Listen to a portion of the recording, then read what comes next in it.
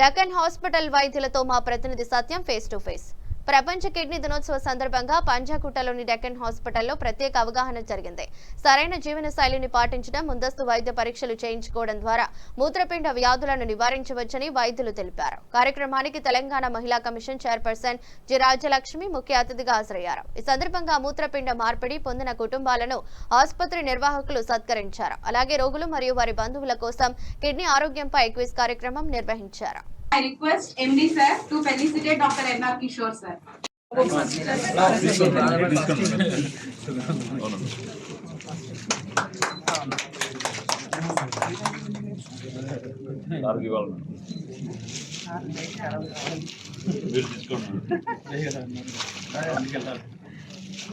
మంచి రోజు చూసుకొని అది కూడా కంప్లీట్ అయితే మనం హెల్తీ ఉంటాం కదా. ఏమన్నంటే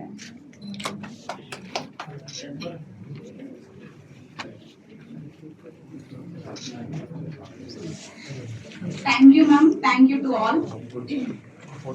So now I request our బాధపడేవారు చాలా మంది ఉంటారు.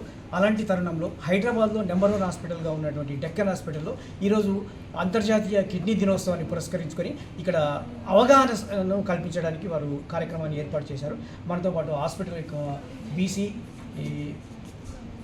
ప్రేమ్ కుమార్ గారు ఉన్నారు. వారిని అడిగి తెలుసుకునే ప్రయత్నం చేద్దాం. సార్, ఇది ఏ విధంగా కంట్రోల్ చేయాలి? కిడ్నీ అనేది ఒక పెద్ద సమస్యగా భావించాలి. అవునండి, ఇప్పుడున్న మన డే టు డే రొటీన్ లైఫ్లో చాలా చూస్తున్నాం కదా. Water pollution, air pollution, diet, everything it becoming a polluted అయిపోతుంది. దానివల్ల మన ఆర్గన్స్కి చాలా ఆర్గన్స్ ఈ మధ్య చాలా ఫెయిల్యూర్స్ అవుతున్నాయి. లైక్ లివర్ ప్రాబ్లం కానీ అది even kidney problem from the age of 15 years నుంచే స్టార్ట్ అయిపోతుంది. దీనికి మెయిన్ కారణం ఏంటంటే ఎందుకంటే వాళ్ళకు డయాలసిస్ చేసే సెంటర్స్ చాలా తక్కువగా ఉన్నాయి. ప్రభుత్వ పరంగా అయితే అవర్స్ టుగెదర్స్ కాదు, మంత్స్ టుగెదర్స్ వెయిట్ చేయాల్సి వస్తుంది.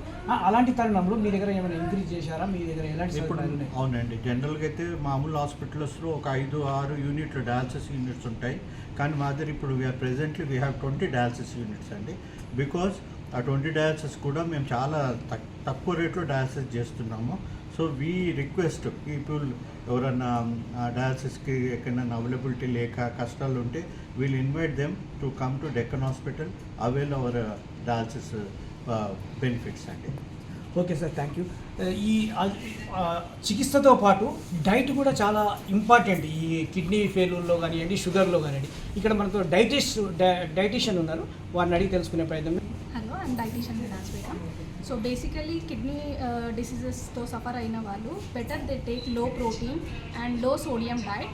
సో లో ప్రోటీన్ డైట్లో మనము లీన్ మీట్స్ అంటే చికెన్ లేదంటే fish, plant protein legumes, dals తీసుకుంటే బెటర్. ఇన్స్టెడ్ ఉంటుంది కాబట్టి కొలెస్ట్రాల్ ఎక్కువ అయ్యే ఛాన్సెస్ ఉంటాయి. అండ్ రెడ్ మీట్స్ మన కిడ్నీ ఫిల్టర్ చేయలేదు ఎక్స్ట్రా సోడియం అండ్ పొటాషియంని, కాబట్టి better to avoid taking high proteins. And creatine అనేది మెయిన్ ఫ్లక్చుయేషన్ అయ్యేది because of to avoid all those lifestyle disorders. And also make sure you do not follow any Instagram tips like in YouTube or else they'll show some kind of small tips which blindly our patients are following. These may cause severe harmful of any effect to the organs also. So better you consult before taking any small tips from the YouTube or social media. Better you consult a doctor first and take the advice. Okay. మొత్తం మీద women ఆర్గన్లో నుండి అత్యధిక important అనేది kidney. ఈ kidney యొక్క పనితీరును, blood సర్క్యులేషన్ను, blood ప్యూరిఫైని చేస్తుంది. కాబట్టి ఈ కిడ్నీని కాపాడుకోవడం చాలా ముఖ్యమైన విషయం అని చెప్పేసి డెక్కన్ ఆసుపత్రి డాక్టర్లు చెప్తున్నారు. దీనికి సంబంధించి మంచి పరికరాలను ఇక్కడ ఏర్పాటు చేయడం జరిగిందని అంటున్నారు. ఏ విధంగా treatment plus diet plus exercise, ఇవన్నీ కూడా కిడ్నీకి చాలా ముఖ్యమైనది. కిడ్నీని కాపాడడంలో చాలా కీలక పాత్ర వహిస్తుందని అంటున్నారు. ఓటు